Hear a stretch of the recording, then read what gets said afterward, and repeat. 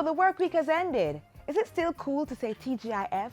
How about just feeling it? Because, can't lie, I'm there. But it's been a good week and we want the weekend to be greater. So start it off right with your daily dose of Jamaica Magazine. As always, I'm your happy guide, Audrey Williams. Let's get into it.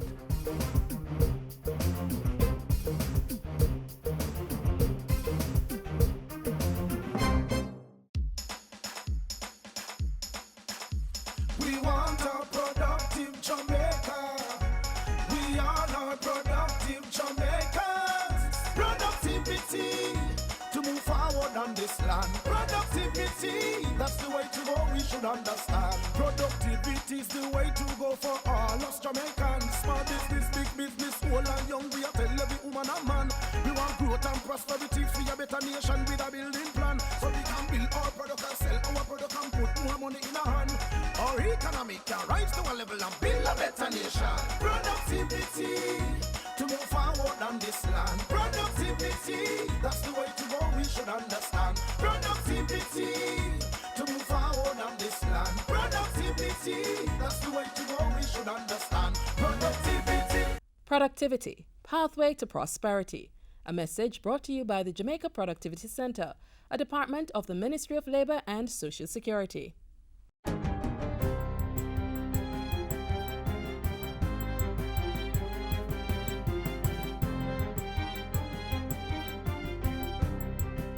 Good day, I'm Lorraine Mendez and this is your JIS News for Friday, March 9.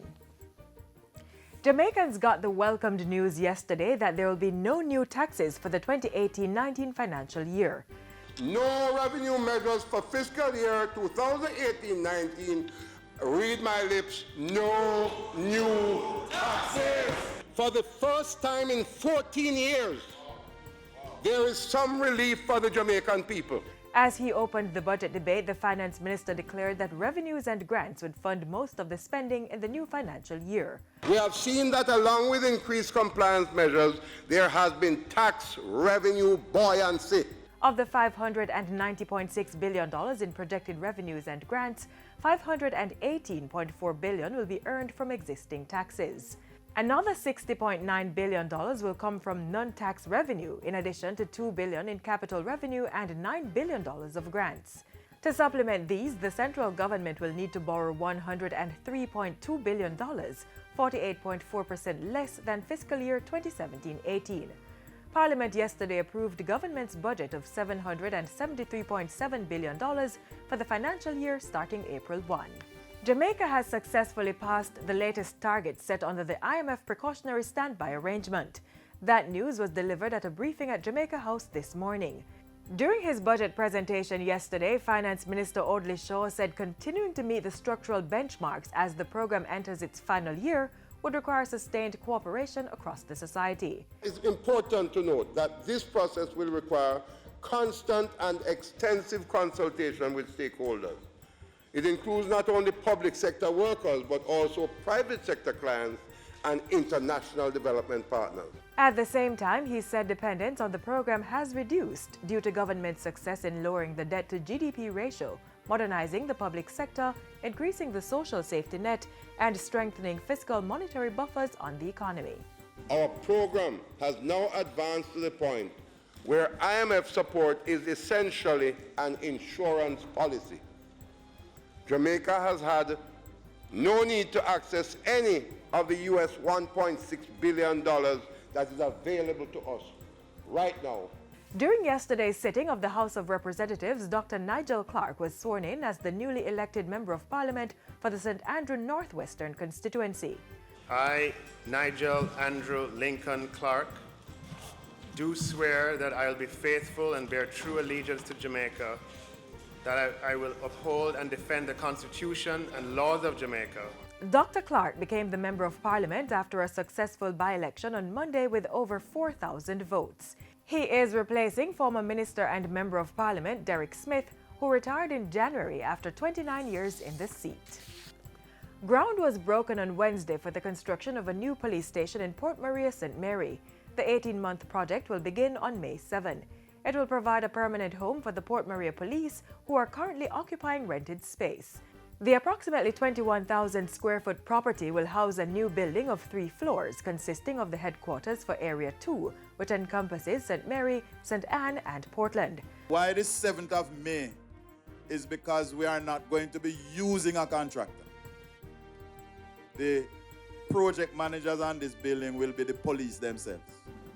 So all them people who plan Dr. Wright to come be the done on the site and to take over, think again. There ain't no contractors, so we save the contractors' fee and the contractors' levy. The project is being financed by the National Housing Trust at a cost of $60 million.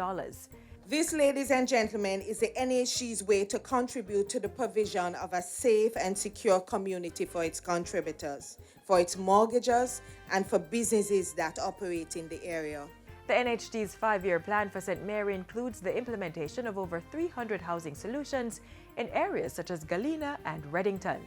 And finally, Jamaica has been named Best Destination for Adventure Tourism. The award was presented to Tourism Minister Edmund Bartlett in Germany yesterday as part of the Pacific Area Travel Writers Association Patois International Travel Awards 2017. During the ceremony, Mr. Bartlett was also declared the world's Tourism Minister of the Year. The awards were given out at the ITB Global Tourism Trade Show in Berlin. After ITB Berlin, the minister travels to London to meet with stakeholders, including tour operators, hotel representatives, market executives, and travel trade media representatives as part of the Jamaica Tourist Board's marketing plan.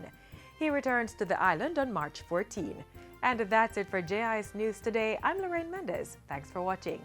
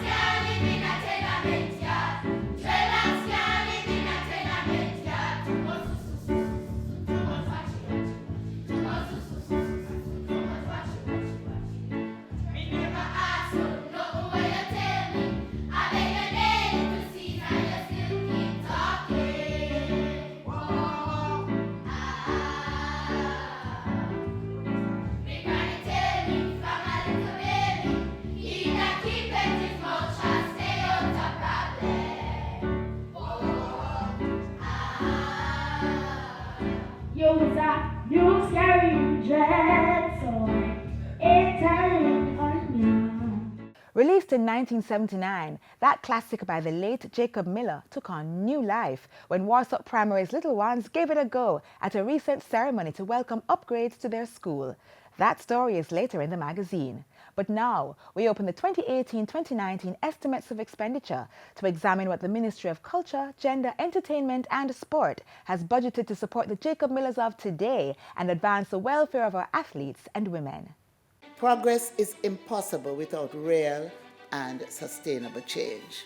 Real and sustainable change in the realms of culture, gender, entertainment and sport comes with a bill of more than $3 billion in financial year 2018-2019. The ministry is determined to make every dollar count.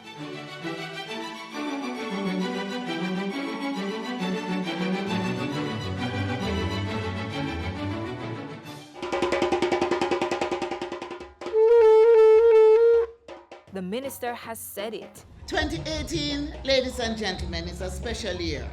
It's the year when her ministry will do more to enable a business environment for creative practitioners and continue the development of the national culture policy.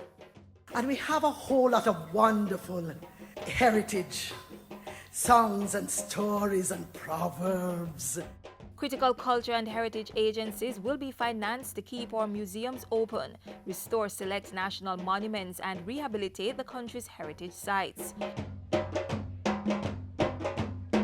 we are on a schedule to ensure that all these sites are maintained, that they are open to access for people. Access to public libraries is also assured through a $289.68 million allocation to the National Library of Jamaica, and $14 million is budgeted for the work of the National Council on Reparations. Jamaica is rich with indigenous flora and fauna that are as much a part of our heritage as any great house or monument. With support from the European Union, a special project will continue work to, among other things, launch an online image database for plants, animals, and ecosystems from Jamaica. Men and women have to work together as equal partners. While achieving gender equality is priceless, getting there requires strong capital input. This year, $293.9 million will allow the Bureau of Gender Affairs, Women's Center of Jamaica, and other agencies to do the necessary policy and outreach intervention to place women and men on a level playing field. Another special allocation of $19 million is booked to construct the Santa Cruz Outreach Center, increasing the number of teen mothers from that parish who are reintegrated into the formal school system. Jamaica's presence in the international sporting arena commands world regard. Government is spending more than $900 million in the new financial year to maintain and even enhance this. Much of the money will target clubs and other community sporting programs. Because it is this kind of foundation that will put us in good stead to consistently perform well at the regional and international levels. Upgrading and maintenance will continue at Independence Park Limited and the Trelawney Stadium, while the Institute of Sports and the Sports Development Foundation will get operational support. The ministry is also determined that Jamaican sport will be clean. And for the athletes who put in the hard work, resources are allocated to provide insurance coverage. Fiscal year 2018-2019, financing real and sustainable change in culture, gender, entertainment, and sport.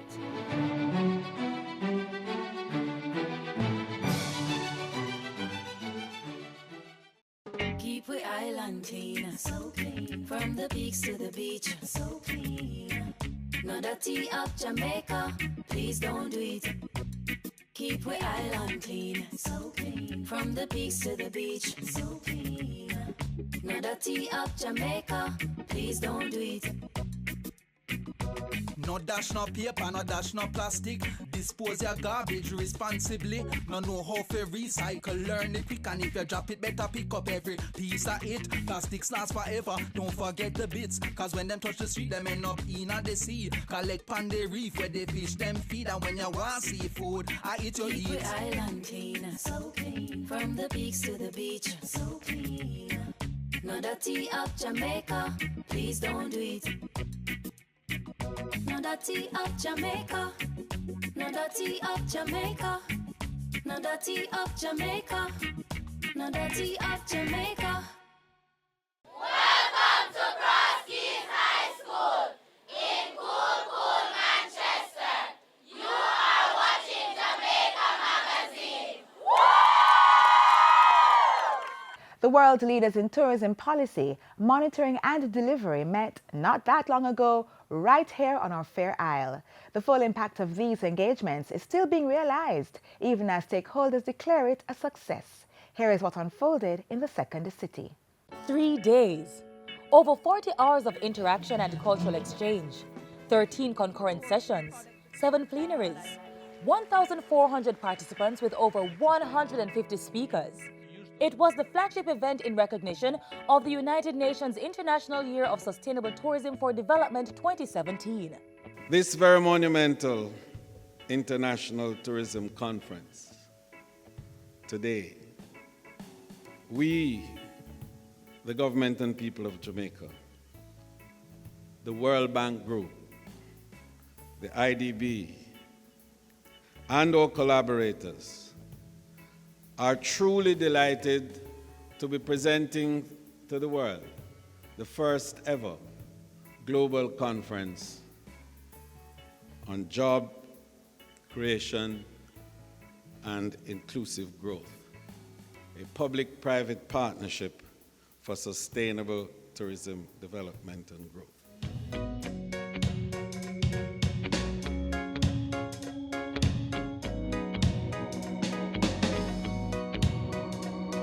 This is already beginning to look like another General Assembly. I thought we got one behind us. It looks like you are actually making it happen. From November 27 to 29, 2017, heads of state, ministers of government, representatives from international organizations, investors, stakeholders, and tourism practitioners arrived at the Montego Bay Convention Center to access and action the framework which will ensure a sustainable tourism industry globally. Tourism-dependent countries, like many Caribbean nations, must critically consider how our tourism product should adapt and evolve to reflect the new realities of climate change, the evolving tourist preference. We now have to figure out how do we treat with the millennials in the tourism product. Terrorism and traveler safety and security concerns, and new and emerging tourism markets, products, and technology. It is a time when we must truly embrace and give meaning to the words travel, enjoy, respect. The Caribbean and the future of the tourism product took center stage at the onset of the discussions. The challenges and opportunities evident in indigenous, community, and multi-destination tourism practices, the importance of tourism networks and diversifying source markets, the importance of technology and innovation, and the inputs needed for building a resilient sector were the primary areas explored. It is important for us to emphasize the fact that every citizen of the Caribbean needs to be involved in being a good host. So human capital development is doing all the obvious things about training us up and so on, but at some point we have got to accept that an element of human capital development is tourism awareness, so that we develop the whole population as a part of the resource. In connecting the dots between the place, the people, and the product, they too access the importance of public-private and people partnerships, and how these relationships drive investments and fuel the socio-economic infrastructure of communities. If communities are strong, then our hotels will be successful. Our hotels cannot succeed if we don't have resilient communities. So it's very important that we share what we do best, which is our hospitality. One of the fundamental issues, how do you make the public-private partnerships work? What I personally sense is a shift from public-private partnership to public-private partnership with the community there. Basically, it's PPPP, public-private partnerships with people. So starting from the community and basically building any type of business out of that. That's the first point. The use of data analytics has become critical to destination management in writing the narrative for the creation of an integrated sustainable tourism product. Using big data and artificial intelligence to combat fraud and corruption is critical. Using big data to prevent nefarious activities at your properties and your institutions. So preventing prostitution, preventing money laundering and other types of illicit behaviors. Protecting the supply chain. There's a lot of non-typical uses. The other one that I'd want to point out and that you should be thinking about is how to prevent, and using big data to prevent, the theft of loyalty points, which, as the dark web shows us, is not a victimless crime. But it can be as easy as a cognitive toy. What Watson does is three main things. The first of which is Watson understands language. You notice I'm talking to Watson. And when we say that, what we're talking about is it understands concepts, right? So daughter, son, child are all the same, right? That they are related. And then in addition to that, sentiment, so positive, negative sentiment. That's the first thing. The second thing Watson brings to the table is you don't code Watson, you actually have a dialogue with it. And that leads me to the third point, which is that Watson actually learns. And that's critical. The final day of discussions addressed the importance of harnessing the individualized experience for the development, promotion, and management of the sustainable tourism product. Now the new reality is that it's about customer obsession. What that means is that it's not anymore about how customers are, but how our hospitality providing those customers' demand. The new reality is that customers want to be known. They want us to understand what they want, what their preferences are, and they want us to earn their business. Partners with a vision for the creation of a global sustainable tourism product attracted a wide cross-section of tourism practitioners. And as preparations were being made for departure, those partnerships were cemented through the 15-point Montego Bay Declaration. Building on the legacy of the International Year of Sustainable Tourism for Development 2017, and with the objective of setting a common action plan towards 2030, we declared the following. UNWTO member states, affiliate members, and other international organizations and private sector partners shall sustain the momentum created by the International Year of Sustainable Tourism for Development 2017 by creating a working group coordinated by UNWTO on the legacy of the 2017 vision. Governments, private sector, donors, and the international and regional organizations shall support the development of a blue economy, considering the specificities and vulnerabilities of island states in terms of natural resources, impact on climate change, and extreme weather events, as well as the high reliance on tourism on the ocean for marine activities, transportation, coastal protection, and resilience. The conference positioned Jamaica as one of the premier destinations for meetings, incentives, conventions, and events, and the warm hospitality and shared experiences were carried away as a keepsake across the seas.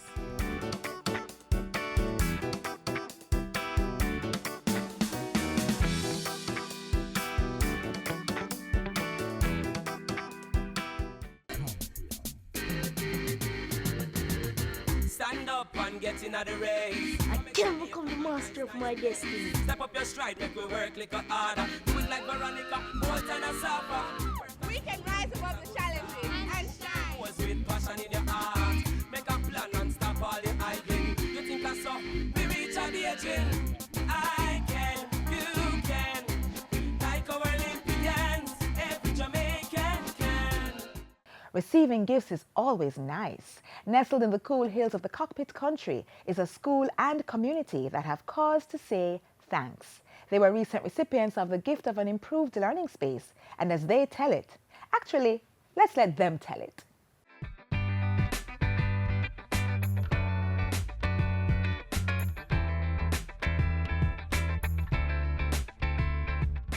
Under 2 years ago, we journeyed into Kingston to accept a check of US $80,000 to do renovation work on our school plant. Education is one of the priority areas of the Official Development Assistance Policy of Japan. We are elated to report that this gift from the government of Japan, and by extension, the people of Japan, has provided more comfortable classrooms, no more leaky roofs, improved lighting, a canteen that now meets the standard requirements as stipulated by the Ministry of Health, water harvesting and storage that improve the basic hygiene practices of our students, the expansion of our bathroom facility.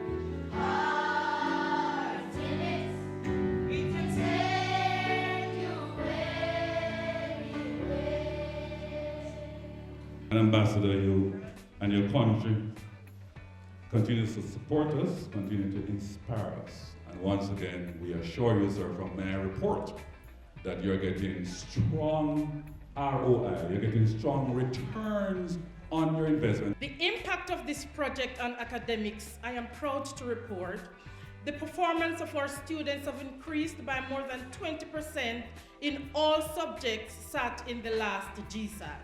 see so many children pass to go to so many different high schools now. You understand? The last term, children pass to go to also Monroe College, and I'm really proud of it.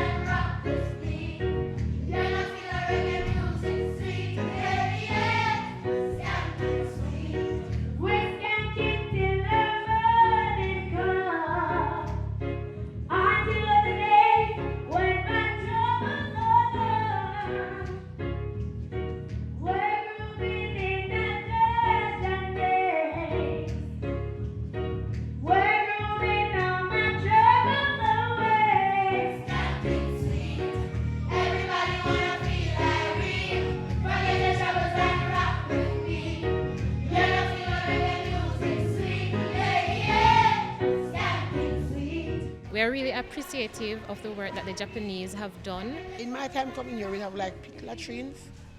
So we have to go like the pit latrine, but like my kids them now here, them have flush toilets, so them not have to run out in the rain no more to wet. At first our toilets couldn't flush, and now they are going well. And I'm happy for the new bathrooms. Now we have water and it's clean and it's better than how it was before. It brings a great joy to know that the school has been uplifted and you know, the buildings have been renovated. The roof was leaking and they come on board and they help us to fix the roof. It's really, really good.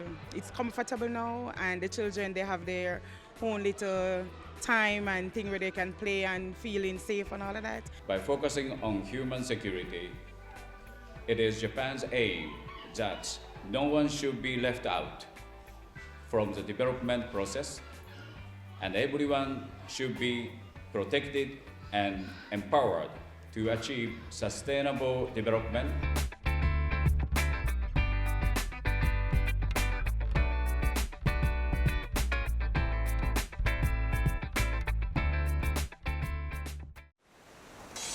Let's get a little breeze on this land. All right. Now let's get some bounce in the rhythm. All right. Let's get some fire on our hearts. Now that is what we call all right. Run, come, get some Jamaica.